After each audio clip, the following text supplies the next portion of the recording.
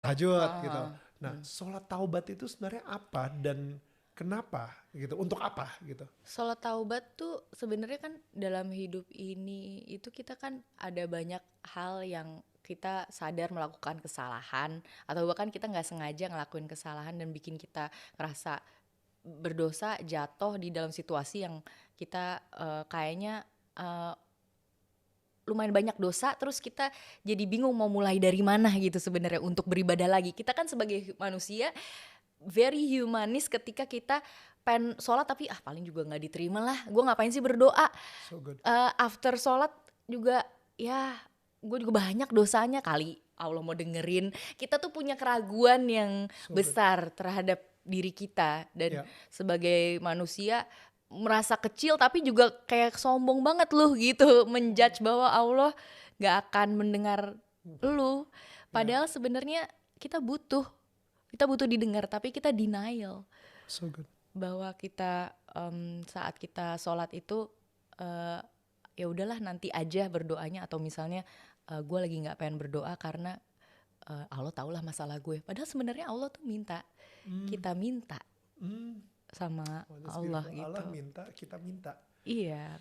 Wow, gue ngerasa ya, gue nggak tahu. Ini buat tetangga kita yang lagi nonton dan lu mungkin saat ini lagi ngerasa, waduh, waduh, waduh, waduh, waduh, ini kena banget nih di gue nih. Karena misalnya kemarin malam lu baru berbuat dosa, lu baru aja ngelakuin sesuatu yang lu tahu itu sebenarnya dosa tapi lu ngelakuin anyway. Dan biasanya setelah lu melakukan hal tersebut, seharian lu mikir kayak gue nggak layak buat berdoa, gue nggak layak untuk ketemu Tuhan karena Iya. Tuhan menganggap gue aja menganggap diri gue kotor, apalagi Tuhan menganggap gue pasti lu kotor banget gitu Iya. kan.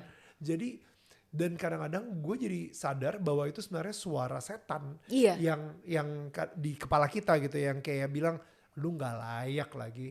Lu kemarin malam baru aja ngelakuin hal yang harusnya dosa tapi lu tahu lu tuh dosa dan lu malah ngelakuin. Come on, lu pikir dan sekarang lu mau doa, gak usah so suci deh. Nah itu, dan itu terlalu ada, tau gak sih, Kata-kata bisikan itu yang membuat kita ngerasa gak layak, kita Benar. ngerasa kayak malu, kita ngerasa kayak aduh, gua aja padahal ya, gua udah berkali-kali eh, gimana ngomongnya ya, kayak misalnya gua tahu ini dosa dan gua ngelakuin lagi.